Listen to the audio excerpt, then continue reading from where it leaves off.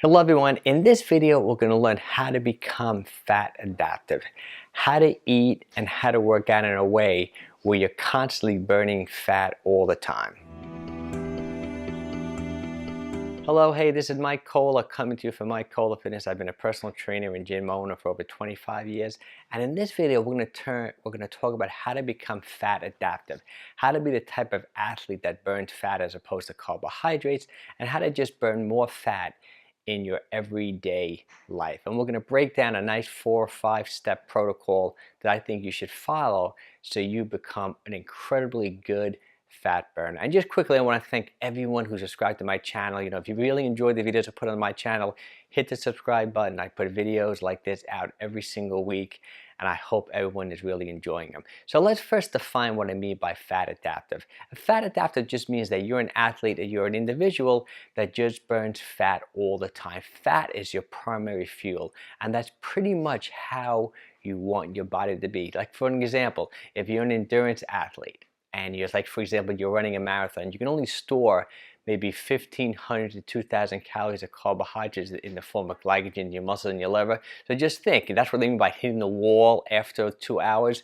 Just think you're going to run out of carbohydrates. So if you can train your body to burn fat as opposed to carbohydrates, you're way ahead of the game. And a lot of these world-class athletes are becoming these endurance athletes are becoming fat adaptive. Actually, I just finished reading a great book that I highly recommend.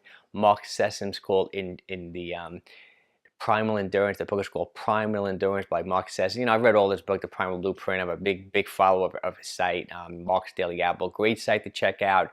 2 great books I highly recommend. He used that term fat adaptive a lot in describing these world-class athletes who are like breaking records, pretty much burning fat as their primary fuel. For example, instead of taking in carbohydrates during the race, they're taking in fat, and their body is just really good at burning fat. Okay, now I consider myself now, I'm pretty much fat adaptive, and I'm going to explain to you what I mean by now that I am fat adaptive and how I was before, pretty much just eating like a low-calorie diet, and I was cycling my carbohydrates. Okay, I did another great video. I did a whole bunch of great videos on carbohydrates and carb cycling and ketosis on YouTube. You know, check them all out.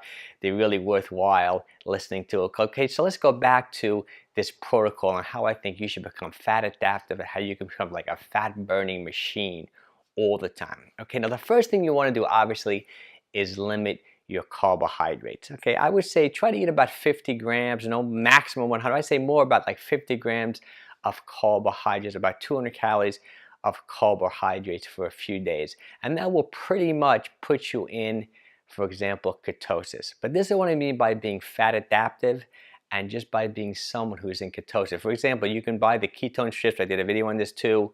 You could urinate on these strips. It'll tell you if you're in ketosis.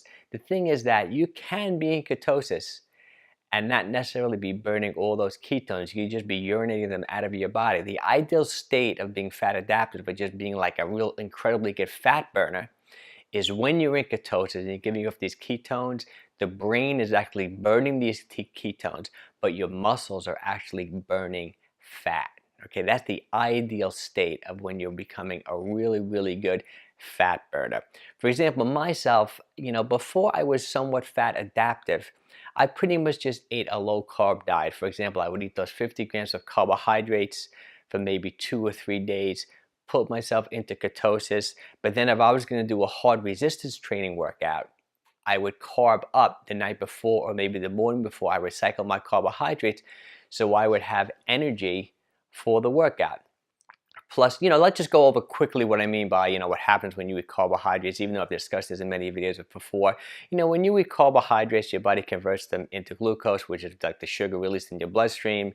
Then your body stores that sugar, if you don't burn them all up right now, in the form of glycogen in your muscles and your liver. But unfortunately, you can only store about 1,500 to 2,000 calories of glycogen in your muscles and your liver. Once those storage tanks are full, that's it. Any more carbohydrates you eat turns to body fat and just turns into a lot of health issues. That's, you know, that's when you become diabetic, metabolic syndrome, all the negative things of eating too many carbohydrates when your glycogen stores are full and you keep on eating them. Okay, so when you're eating a low carb diet, say like we talked about before, you're gonna have to 50 grams of carbohydrates a day for 2 or 3 days, you're depleting your glycogen stores, okay? So first, I would consider myself somewhat of a low-carb athlete. I controlled my weight by how many carbohydrates I ate, but then when I needed energy to work out, to maybe do a hard weightlifting session or maybe do a really hard aerobic session, do my short, really hard interval session, my body needed carbohydrates. So I was controlling my weight by eating a low carbohydrate diet, but still for exercise performance, but performance at a high level, I needed carbohydrates. My body was used to them. So that's what I mean by cycling my carbohydrates. I eat low carbohydrates to burn fat and to lose weight on the days when I was working out easy. For example, if I'm taking like a 2-hour walk, I would do it in a fasted state, or I'd eat very little carbohydrates that day, and I'd be fine for my walk. But on the days that I did my hard resistance training, say I'm doing a full body day of resistance work, like I'm doing a heavy weight session that lasts a little, lasts 45 minutes to an hour, my body needed carbohydrates, so I cycle in carbohydrates. And I do think that's a great approach for a lot of people. If you're into hypertrophy, if you're into bodybuilding, or if you're just an athlete that wants to, perform well with carbohydrates, cycling your carbohydrates, it's a great thing. But in my opinion, when it comes to optimal health, and fat is a better burning fuel, and if you want to just be really, really good at burning fat, you have to become fat adaptive. And actually, after reading Mark Sisson's book, Primal Endurance, it really drove this point home, because I was more of a low carb eater. I'm also into intermittent fasting. I only eat an eating window between maybe 12 and 9 o'clock at night for multiple reasons, for neurogenesis, for good health, for testosterone, growth hormone release, all the great things that happen when you follow like an intermittent fasting protocol. And I've done other videos on that, and I'll be doing even more of them, more videos like that in the future. But for the last few years, I've been somewhat of an athlete like that. I would limit my carbohydrates, then some people call it a cheat day or a carb day. I would carb up on the days when I want to perform really well, work really hard.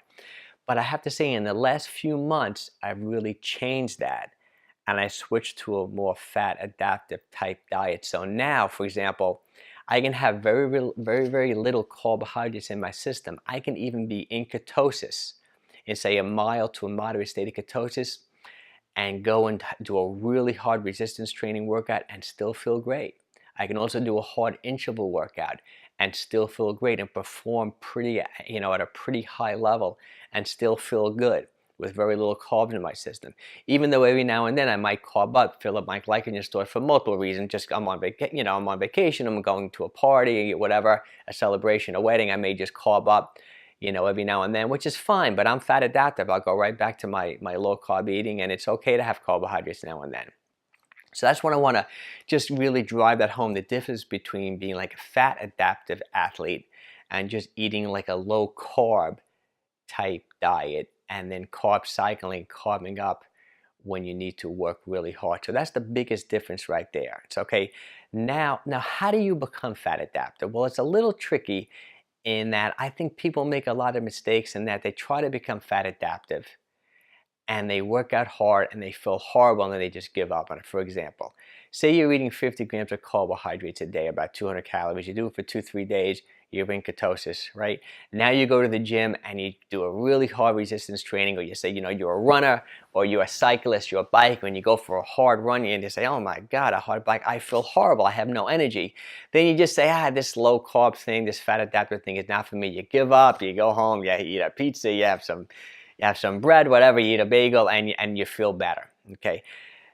What you have to do, become truly fat adapted, become a fat burner, is you have to take it easy for a few weeks until your body really adapts to this low carbohydrate diet. You can't go out there and kill yourself. So I would say if you can limit your carbohydrates, say to 50 grams a day, definitely less than 100 grams a day, just take it easy for 3 or 4 weeks. I know if you're a fitness enthusiast, this can be really difficult because you love to work out, you love to work out hard. But if you can just cut back for maybe 3 or 4 weeks, for example, just go, take an hour-long walk, take an easy bike ride. If you're lifting weights, doing resistance training, take it easy. Give it 50-60% effort. Don't go all out. Let your body become a fat-burning machine. Get used to it, and believe me, it'll work so much better. And then once your body adapts to it, then you can start sneaking in these harder workouts. If you want to sneak in a little bit of carb cycling, if you just can't take it and you want to get a hard resistance training workout maybe once a week, or take that one hard run or do that one hard bike ride, maybe you want to carb up a little bit for that one day, it'll just take you a little bit longer to become truly fat adaptive. And truthfully, I mean, this could take months, it could even take a year or two if you're really an elite athlete. But I have to say, I think this is the future. There's so much science behind it.